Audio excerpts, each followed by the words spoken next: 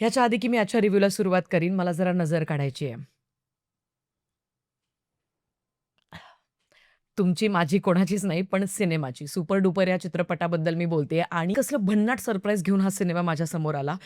Okay, तुम्हाला आठवत असेल तर ट्रेलर रिव्ह्यूमध्येच मी म्हटलं होतं, की या चित्रपटाचा ट्रेलर ॲक्चुअली खूप ॲव्हरेज वाटतोय, कारण कट त्याचा अजिबात चांगला नव्हता अँड जेन्युइनली स्पीकिंग ट्रेलर प्रचंड ॲव्हरेज होता. चित्रपट लई बाप निघालाय. कास्टिंग या चित्रपटाची सगळ्यात मोठी जमेची बाजू मला तेव्हा वाटली होती, कारण ट्रेलरमध्येच त्यांनी अख्खा प्लॉट आपल्या सगळ्यांसमोर उघडा केला होता, की बाबा रे, ग्रामीण भागातले लोकं आणि शहरी भागातले लोकं तर या दोन्हीकडच्या गटांचं शीतयुद्ध सुरू असणार आहे. त्या घरामध्ये राहत असतानाच त्या घराचा ताबा मिळवण्यासाठी. पण या सगळ्या गोष्टींमध्ये ज्या काही गोष्टी घडत जातात, प्रसंग घडत जातात, ते सगळे उलगडताना आपल्याला पाहता येणार आहे आणि कास्टिंग सगळ्यात महत्त्वाची गोष्ट आहे आणि आत्ताही तेच झालं. हा चित्रपट बघून मी नुकतीच आली आहे आणि what a beautiful film it was. म्हणजे मी म्हणूनच ॲक्चुअली आत्ताचं ह्या छोट्या चिमुरडीचं हे छानपैकी असं स्क्रीन सेव्हर लावलंय. वॉलपेपर लावलंय बिकॉज कुठेतरी या चित्रपटाची नजर काढावी असं मला फील होत होतं अधून-मधून चित्रपट बघत असताना. एक-एक करून सगळ्या गोष्टींवरती प्रकाश टाकण्याचा प्रयत्न करतोय. पण सगळ्यात आधी मला निर्माते जे आहेत, त्यांचं खूप कौतुक करायचं आहे. प्रोड्युसर्स अर्थात त्यांची नावं लिहिण्यासाठी मला पूर्ण वेळ नाही मिळाला. त्याच्यामुळे मी थेट सांगते की थँक यू सो मच. योग्य वेळी, योग्य स्क्रिप्टमध्ये, योग्य व्यक्तींवरती, योग्य ठिकाणी पैसा गुंतवल्याबद्दल खूप-खूप धन्यवाद. कारण माझा मागचा निर्मात्यांसाठीचा जो व्हिडिओ होता त्याच्यानंतर कुठेतरी मला आता असं वाटलं, की thankfully we still have like good producers in the industry. कारण ज्या माणसाचा स्वतःचा टेस्ट चांगला असतो सिनेमांच्या बाबतीत, तोच चांगले सिनेमे प्रोड्यूस करू शकतो किंवा तोच चांगले सिनेमे आपल्या सगळ्यांसमोर आणू शकतो असं मला वाटतं आणि इथे एक्झॅक्टली ते झालंय. आत्ता एक-एक करून चर्चा करूया चित्रपटाच्या पॉझिटिव्ह ॲस्पेक्ट्सबद्दल. सगळ्यात पहिली गोष्ट या चित्रपटाची कास्टिंग आणि मी एक-एक करून नाव घेणार आहे, वेळ लागला तरी चालेल, पण प्रत्येकासाठी माझ्याकडे काही ना काहीतरी बोलायला आहे. सगळ्यात आधी ललित प्रभाकर. अत्यंत डॅशिंग असा अभिनेता आणि मराठी चित्रपटसृष्टीला ॲक्चुअली कश्मीर महाजनी, ललित प्रभाकर, वैभव तत्ववादी अशा सगळ्या वेगवेगळ्या कलाकारांची गरज आहे आत्ता मला असं वाटतंय आणि त्यातलंच ललित प्रभाकर एक. कारण मी वर्षातनं 4च सिनेमे करेन, पण दर्जेदार करेन. हा जो ॲटिट्यूड आहे त्याचा, कारण इथून मागे आरपारमध्ये त्याने काम केलं होतं. त्याच्यानंतर सनी असेल, टर्री असेल, खूप सिलेक्टिव्ह प्रोजेक्टमध्ये काम करतोय, चांगली गोष्ट आहे. स्वतःचा दर्जा मेंटेन करून ठेवलाय, चांगली गोष्ट आहे. अत्यंत सुंदर परफॉर्मन्स आहे त्याचा अख्ख्या चित्रपटामध्ये. इनफॅक्ट एका ठिकाणी एका कारमध्ये बसलेल्या माणसासोबत तो बोलतोय,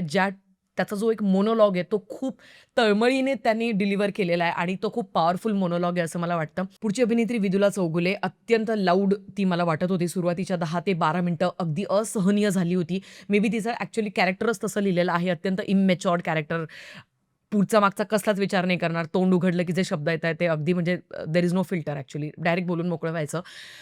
सो अशा पद्धतीचं इमॅच्युअर कॅरेक्टर असल्यामुळे थोडंसं पचायला ते मला जड जात होतं. पण एवढे सगळे ताकदवान, पॉवरफुल ॲक्टर्स आजूबाजूला असून सुद्धा ती स्वतःचं वेगळं एक अस्तित्व या चित्रपटामध्ये निर्माण करण्यात यशस्वी होते आणि सुंदर काम तिने केलंय. अगदी रेखीव काम केलंय. पुढचे 2 महत्त्वाचे कॅरेक्टर्स कुशल बद्रिके आणि नम्रता संभेराव. दोघेही जण कॉमेडी बॅकग्राऊंडमधनं आलेले आहेत. फक्त 15 मिनिटांची स्किट करणारेच कलाकार आहे.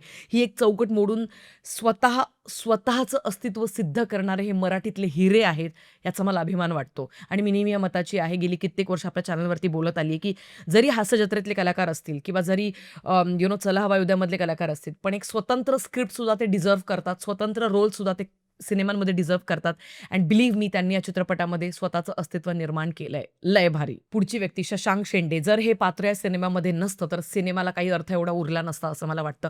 अत्यंत मजबूत कॅरेक्टर आहे, अत्यंत मजबूत डायलॉग डिलिव्हरी आहे, मजबूत परफॉर्मन्स आहे आणि तुम्ही चित्रपट बघून झाल्यानंतर शशांक शेंडे यांना लक्षात ठेवता शाबूत. अत्यंत पॉवरफुल परफॉर्मन्स. पुढची आणखीन एक महत्त्वाची व्यक्ती निर्मिती सावंत. या अभिनेत्रीसारखी अभिनेत्री मराठी सिनेमासृष्टीमध्ये पुन्हा होणं शक्य नाही. बॅक टू बॅक वेगवेगळ्या भूमिका करत त्या आपल्या सगळ्यांसमोर येतायत. पूर्ण वर्षभरामध्ये त्यांचे वेगवेगळे चित्रपट तुम्ही बघाल तर. But believe me what a beautiful actress she is. म्हणजे मराठीतले जे आपण म्हणतो ना, की अभिनयाला कमी नाहीये, म्हणजे टॅलेंटला कमी नाहीये. फक्त बजेट, चांगले लेखक आणि चांगल्या दिग्दर्शकांची कमी आहे. ज्यावेळेला हे मिळतील, त्यावेळेला अशा पद्धतीचे परफॉर्मन्सेस बाहेर येतील. एक बाल्कनीमधला स्पेशल सीन आहे शशांक शेंडे समवेत निर्मिती सावंत यांचा. तुम्ही तिथे रडाल.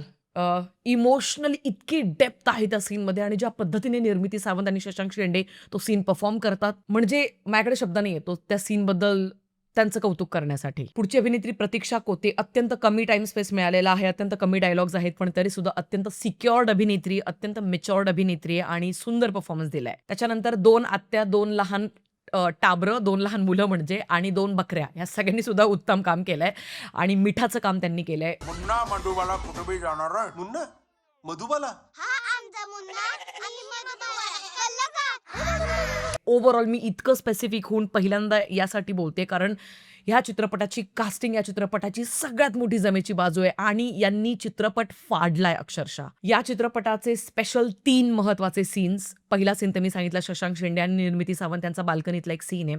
दुसरा एक सीन जिथे ओव्याची बिडी च्या अवतीभोवती एक सीन आहे आणि तो आत्तापर्यंतच्या मराठीतले 100 सिनेमे जर आपण काढले आणि प्रत्येक जे हिट झालेले सिनेमे असतात त्या प्रत्येक सिनेमातला एखादा असा सीन असतो जो शाबूत आपल्या लक्षात राहतो. तर त्या 100 सीन्समध्ये टॉप 100 सीन्समध्ये ह्या ओव्याच्या बिडीचा सीन हा कन्सिडर केला जाईल, कोरीव अक्षरात लिहिला जाईल असा सीन आहे. मी हा सीन कधीच नाही विसरणार. अत्यंत पॉवरफुल सीन, अत्यंत मजेशीर असा सीन, अत्यंत एंटरटेनिंग असा सीन. मजा आली. डेप्थ काय असते एखाद्या सीनमध्ये आणि इथे लेखकाचं आता कौतुक व्हायला पाहिजे. या चित्रपटाची कथा, पटकथा, संवाद म्हणजेच लेखक आणि दिग्दर्शक आहेत Sameer Asha Patil. Hats off to him. मी या व्यक्तीचं काम इथून मागे काहीही पाहिलेलं नव्हतं. This was the very first time. But लेखकाचे इंटेन्शन्स खूप क्लिअर आहेत आणि नियत खूप साफ आहे. मन फार साफ आहे आणि अत्यंत ब्रिलियंट रायटिंग आहे चित्रपटाची. संवाद तुम्हाला कुठेच बोर नाही करणार. ही या चित्रपटाची सगळ्यात मोठी पुढची जमेची बाजू आहे. पॉझिटिव्ह ॲस्पेक्ट्सबद्दल बोलतेच आहे तर या चित्रपटाची पटकथा अत्यंत एंगेजिंग आहे, एंटरटेनिंग आहे. तुम्हाला थ्रू आउट द चित्रपट मोबाईलकडे बघण्याची सुद्धा इच्छा नाही होणार. आजूबाजूला काय चाललंय, कोणाचं शेंबडं पोरगं रडतंय, काहीच बघायची इच्छा नाही होणार. तुम्ही या चित्रपटाच्या प्रेमात पडाल. अशा पद्धतीने या चित्रपटाला गुंफलंय. कमाल. आणि एक स्पेशल सीन, एक स्पेशल अंगाई गायली जाते. कोणाकडनं, का, कोणासाठी ते सगळं तुम्हाला चित्रपटामध्ये समजेल. आय थिंक स्वानंद किरकिरे यांनी ती गायली आहे. अत्यंत सुंदर, सुमधुर अशी ती अंगाई आहे. कमाल. पुढचा पॉझिटिव्ह पॉईंट या चित्रपटाची कॉमेडी. मला लई कंटाळा आला होता मराठीच्या कॉमेडीचा. तेच तेच घाणेरडे विनोद, तेच तेच बावट ओढून ताणून केलेली कॉमेडी आणि टँग टुईंगचे आवाज. बट नाही, या चित्रपटाचे जर का 100 पंचेस आहेत तर त्यातले 60 to 70 पंचेस हे लँड होतात आणि तुम्ही अगदी हसतात, म्हणजे पोट धरून धरून हसतात. अँड शिट्ट्या, टाळ्या काहीच्या काही वाजत होत्या माझ्या थिएटरमध्ये आणि सगळ्यांनी एन्जॉय केलं. म्हणजे मला सगळ्या वयोगटातलं क्राऊड आज दिसलं चित्रपटामध्ये. जवळजवळ 20-25 लोक आलेले होते चित्रपट बघण्यासाठी. पण कमाल होता रिस्पॉन्स आणि कमाल लोकांनी एन्जॉय केलं. या चित्रपटाची आणखीन एक जमेची बाजू म्हणजे इमोशनल डेप्थ. मला खूप जास्त भीती होती चित्रपटाच्या सुरुवातीला ना, लिव्ह इन रिलेशनशिपला प्रमोट करू पाहताय की काय आणि लिव्ह इन रिलेशनशिप किती कूल आहे आणि लग्न नाही केलं पाहिजे, त्याच्यात अडकलं नाही पाहिजे, अशा फालतूच्या वोक थीमला प्रमोट करताय की काय. लिटरली माझा मूड ऑफ झाला होता सुरुवातीच्या 10 ते 15 मिनिटात आणि आय वॉज लाईक हा तोच प्रचंड बावट असा तो सिनेमा आहे आणि लिटरली आता आपल्याला कोलावं लागतं की काय या रिव्ह्यूमध्ये, असं लिटरली वाटायला लागलं होतं. मूड खराब झाला होता.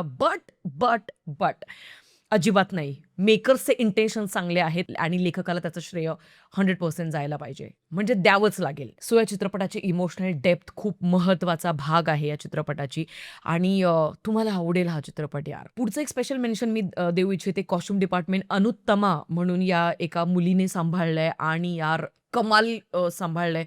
मला सगळ्यांचे कॉस्ट्युम्स आवडले. म्हणजे अगदी छोट्यातले छोटे बारीक बारीक बारकावे होते. मॉडर्न कॉस्ट्युम्स असतील तर ते कशा पद्धतीने असतील. इतकं स्पेसिफिक होऊन यासाठी बोलते कारण हे खूप छोटे छोटे मायनर गोष्टी असतात पण फार विचार करून प्रत्येकाचे कपडे निवडले गेलेले आहेत and I just loved it. पुढचा पॉझिटिव्ह पॉईंट ॲक्शन सिक्वेन्स आहे. ऑफकोर्स थोडासा साऊथच्या स्टाईलने त्यांनी करण्याचा प्रयत्न केला आहे. मध्येच तो असा स्लोमोमध्ये जातो पण जाणून बुजून तो स्लोमोमध्ये जातो कारण त्यांना तसं दाखवायचं होतं. सो हा एक फरक आहे. काही वनाबी असतात जे चीप कॉपी करण्याचा प्रयत्न करतात आणि काही असतात की ज्यांना ते दाखवायचे की येस आपण हा फ्लेवर टाकलाय त्याच्यामध्ये जाणून बुजून. ह्या 2 गोष्टींमध्ये खूप फरक आहे आणि इथे अजाज शेख आय थिंक या व्यक्तीने या चित्रपटाची ॲक्शन कोरिओग्राफी सांभाळली आहे. मजा येते. लास्टच्या क्लायमॅक्समध्ये मजा येते. त्याच्यानंतर हे फार कमी वेळा होतं की मराठी चित्रपटसृष्टीमध्ये कुठच्या मराठी गाण्यांची कोरिओग्राफी बाप आहे. हार इतका वैताग येतो ना, अत्यंत घाणेरडे ते स्टेप्स आणि नाचता पण येत नाहीये तरी पण उगाच ओढून ताणून केलेले ते डान्स स्टेप्स वगैरे असतात. अत्यंत बकवास असे. पण नाही, या चित्रपटाच्या 2 ते 3 गाणी आहेत आय थिंक पण त्या गाण्यांना जस्टिफाय करणाऱ्या कोरिओग्राफी होती आणि कारण मी खूप इव्हेंट्समध्ये इकडे तिकडे कोरिओग्राफी वगैरे बघत आले त्याच्यामुळे ती ना नजर कुठेतरी मेलेली आता माझी, म्हणजे ते डान्स आणि त्या सगळ्या गोष्टी बघून पण इथे ती खूप रिफ्रेशिंग होती माझ्यासाठी and I love the dance choreography. So I think Ranju Varghese म्हणून या व्यक्तीने डान्स कोरिओग्राफी केली. Hats off guys. I think you guys did a fantastic job. चित्रपटाचं एवढं कौतुक केल्यानंतर आता वेळ होते निगेटिव्ह ॲस्पेक्ट्सबद्दल बोलण्याची. सगळ्यात आधी चित्रपटाचं टायटल हे काय? सुपर डुपर काय? हा चित्रपट कधीच कोणाच्या लक्षात नाही राहणार. मी तुम्हाला सांगते नावावरनं. मला जेन्युइनली आता असं वाटतं, की मराठी इंडस्ट्रीने आता हा टायटलचा जो गेम आहे तो इम्प्रूव्ह करणं भाग आहे. कारण का सुपर डुपर मला 1 वर्षांनी जर का तुम्ही विचाराल ना, की हा कुठला सिनेमा होता ललित प्रभाकरचा, की जो तुला आवडला होता किंवा तुला असं वाटलं यार फॅमिली एंटरटेनिंग आहे, मस्त फॅमिलीसोबत जाऊन मजा-बिजा करणारा. मला ह्या चित्रपटाचं नाव सुद्धा लक्षात नाही राहणार. आणि असं मराठीतले बरेच सगळे सिनेमे आहेत जे ॲक्चुअली बरेच सिनेमे आहेत, पण त्यांचे टायटल इतके गंडलेले आहेत, इतके बकवास शीर्षक दिलेले असतात, की ते कधीच लक्षात पण येत नाही पटकन. जसा लाईक, शेअर अँड सबस्क्राईब हा एक सिनेमा आला होता. It was an average film, one time watch. But still काय नाव आहे लाईक, शेअर अँड सबस्क्राईब. अगदी तसंच. ह्या चित्रपटाचं नाव सुपर डुपर काय? म्हणजे अजिबात जस्टिफाय करत नाही. ज्याला कोणाला हे नाव सुचलं होतं, मी जेन्युइनली सांगते नाही आवडलंय. अजिबात जस्टिफाय करत नाही या सिनेमाला. पुढचा निगेटिव्ह पॉइंट ललित प्रभाकर आणि विदुला चौगुले, कारण हे मुख्य नायक आहेत चित्रपटाचे. आणि ऑफकोर्स दुसरीकडे ती जी एक फॅमिली आहे, त्या फॅमिलीचा बॅकग्राऊंड सेट करण्यामध्ये लेखक बऱ्यापैकी वेळ घेतो आणि सुंदररित्या फॅमिलीला एस्टॅब्लिश करतो. पण या दोघांचा बॅकग्राऊंड काहीच एस्टॅब्लिश केलं जात नाही. इथे जर अजून थोडेसे सबप्लॉट्स असले असते तर अजून जास्त डेप्थ वाढू शकली असते चित्रपटामध्ये. आणि आय फील अजून एक 8 ते 10 मिनिटं जरी वाढवली असती चित्रपटाची तरी काही प्रॉब्लेम नव्हता. लाईक आय सेड चित्रपट प्रचंड एंटरटेनिंग आहे, एंगेजिंग आहे. त्याच्यामुळे ह्या दोघांचा बॅकग्राऊंड आपल्याला काहीच नाही दाखवलं जातं आणि ती थोडंसं खटकायला लागतं ती गोष्ट. तिसरा आणि शेवटचा निगेटिव्ह पॉइंट, चित्रपट हा प्रेडिक्टेबल आहे. ऑफकोर्स आपण ट्रेलरमध्येच आपल्याला प्लॉट कळला होता, की नक्की शेवटी काय होतं. पण ते कशा पद्धतीने ती स्टोरी पुढे उलगडत जाते हेच बघण्यामध्ये आपण ॲक्चुअली खूप इंटरेस्टेड असतो. पण चित्रपट प्रेडिक्टेबल आहे. लाईक आय सेड थोडेसे अजून ट्विस्ट अँड टर्न्स म्हणजे जे बॅकग्राऊंड जर या दोघांचं दाखवलं असतं त्याच्यामध्ये कदाचित आपण देऊ शकलो असतो. मे बी असा माझा जस्ट एक अंदाज आहे. आणि आपण थोडंसं आतून क्रेव्ह करत असतो त्या गोष्टीला, की दोघांचा बॅकग्राऊंड येऊ दे बाबा समोर, थोडंसं अजून गोष्टी कळू दे. But it's okay.